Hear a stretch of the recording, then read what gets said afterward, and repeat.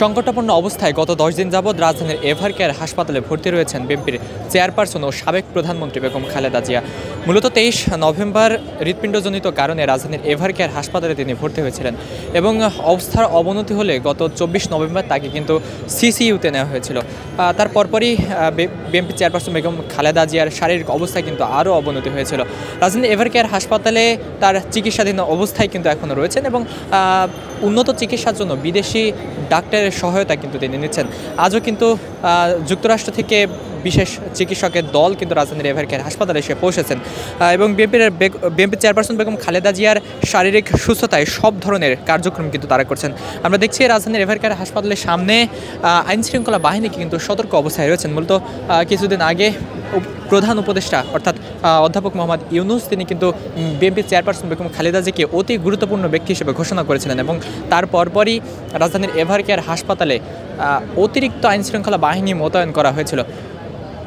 দর্শক, রাজধানীর এভারকেয়ার হাসপাতালের সামনে অতিরিক্ত আইনশৃঙ্খলা বাহিনী মোতায়েনের আরও একটি কারণ রয়েছে, সেটি হচ্ছে বিএনপি চেয়ারপারসন বেগম খালেদা জিয়ার অসুস্থতাকে কেন্দ্র করে রাজধানীর এভারকেয়ার হাসপাতালের সামনে নেতাকর্মীদের ব্যাপক পরিমাণে ভিড় কিন্তু আমরা দেখতে পাচ্ছি। দর্শক, আমরা সকাল থেকেই রাজধানীর এভারকেয়ার হাসপাতালের সামনে অবস্থান করছি এবং দেখেছি যে সকাল থেকেই সারা বাংলাদেশ থেকে বিভিন্ন যে সকল নেতাকর্মীরা রয়েছেন, ছোট ছোট পর্যায় থেকে বড় পর্যায়ে যে সকল নেতাকর্মীরা রয়েছেন, তারা রাজধানীর এভারকেয়ার হাসপাতালে ছুটে এসেছেন। তাদের নেত্রীর সুস্থতা কামনায় কিন্তু তারা বিভিন্ন ধরনের মোনাজাত এবং দোয়া মাহফিল করছেন এই রাজধানীর এভারকেয়ার হাসপাতালের সামনে। এখনও যদি একটু দেখানোর চেষ্টা করি দর্শক, এখনও যদি দেখানোর চেষ্টা করি রাজধানীর এভারকেয়ার হাসপাতালের সামনে আসা নেতাকর্মীরা কিন্তু এখনও অবস্থান করছেন। রাজধানীর বিভিন্ন জায়গা থেকে মূলত রাজধানীর এভারকেয়ার হাসপাতালের সামনে কিন্তু তারা এসেছেন এবং নেত্রীর সুস্থতায় কিন্তু তারা দোয়া কামনা করছেন। দর্শক, আমরা একটু কথা বলার চেষ্টা করব এখানে উপস্থিত নেতাকর্মীদের সাথে এবং সাধারণ মানুষের সাথে। তারা কি বলছেন সেটাই আমরা জানবো এবং আপনাদেরকে জানানোর চেষ্টা করব। কোথা থেকে এসেছেন? এই যে বাটারা নতুন বাজার। এই যে হাসপাতালের দেশনেত্রী এবং খালেদা জিয়া চিকিৎসাধীন, প্রায় সময় আজকেও আসলাম দেখার জন্য, ওনার খোঁজ খবর রাখার জন্য। জানেন যে আপনাদেরকে মধ্যে প্রবেশ করতে দিবে না এবং আসলে দেখাও পাবে না, তারপরে আসলে কেন? আসলে এটা প্রথম থেকে দলীয়ভাবে মেসেজ দিতে আছে যে কেউ ভিড় যে না করে, সবাই স্ব অবস্থানে দোয়া করে, কিন্তু তারপর মানুষের একটা আবেগ, ভালোবাসা, ওনার প্রতি যে শ্রদ্ধা, ওই জায়গা থেকে আসলে মানুষকে আটকে রাখা যায়, সবাই আসে। তো ওই হিসাবে আমগো আসা। আর একটা মেসেজ হলো আসলে আমরা যেন যে এটা সতর্কবার্তাও বলা চলে, আমরা যে খালেদা জিয়ার যে বর্তমান মুমূর্ষু অবস্থা, এই জায়গাটা আমরা যেন কোনো ইমোশনাল ব্ল্যাকমেইল বা যে পেশাগত যে দায়িত্ব, সাংবাদিকতা, আমরা যে ভিউজ বা বিভিন্ন কারণে আমরা যেন এটা অন্যদিকে না নেই, এটা আমি অনুরোধ রাখবো। এখানে যারা পেশাগত দায়িত্বে আছেন সবাই এই মেসেজটা সবাই অন্তত ইয়া করবেন। আপনি একটু বলবেন যে কোথা থেকে এসেছেন আপনি? আমার নাম আখতারুজ্জামান বাচ্চু। আমি ময়মনসিংহ জেলা বিএনপি যুগ্ম আহ্বায়ক ছিলাম। 2018 সালে বিএনপি থেকে মনোনয়ন পেয়েছিলাম। আমি আসলে দীর্ঘ 36 বছর যাবৎ এই দলের কর্মী। বেগম খালেদা জিয়ার সাথে দীর্ঘদিনের কাজের অভিজ্ঞতা। বেগম খালেদা জিয়া আসলে বাংলাদেশের মানুষের আবেগ অনুভূতি। আমরা প্রার্থনা করি এদেশের মানুষ, বেগম খালেদা জিয়া গণতন্ত্রের নেত্রী, বেগম খালেদা জিয়া এদেশের অধিকার আদায়ের নেত্রী, বেগম খালেদা জিয়ার সাথে বাংলাদেশের স্বাধীনতা, সার্বভৌমত্ব পরিপূরক হয়ে গেছে। বেগম খালেদা জিয়া ন্যায্যতার প্রশ্নে, সার্বভৌমত্বের প্রশ্নে, মানুষের অধিকারের প্রশ্নে বেগম খালেদা জিয়া সবসময় আপোষহীন থেকেছেন।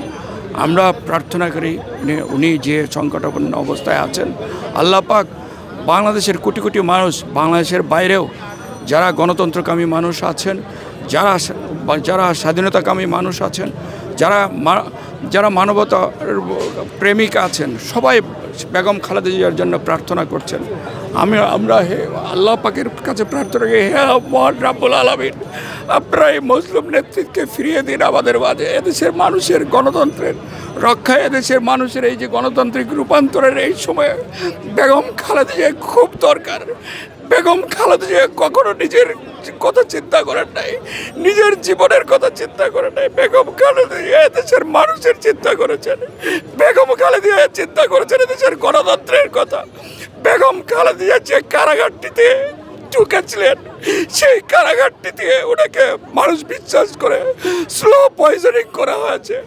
বেগম খালেদা জিয়াকে যেভাবে নির্যাতন করা হয়েছে, যদি সেই কারাগারে এই নির্মম নির্যাতন বেগম খালেদা জিয়াকে না করা হতো, বেগম খালেদা জিয়া হয়তো এমনভাবে অসুস্থ হতেন না। বেগম খালেদা জিয়া হয়তো এদেশের মানুষের কল্যাণে আরো দীর্ঘদিন কাজ করতে পারতেন। আমরা বিশ্বাস করি বেগম খালেদা জিয়া বাংলাদেশের মানুষের অধিকারে পরিণত হয়েছে, অধিকার আদায়ের নেতৃত্বে পরিণত হয়েছে।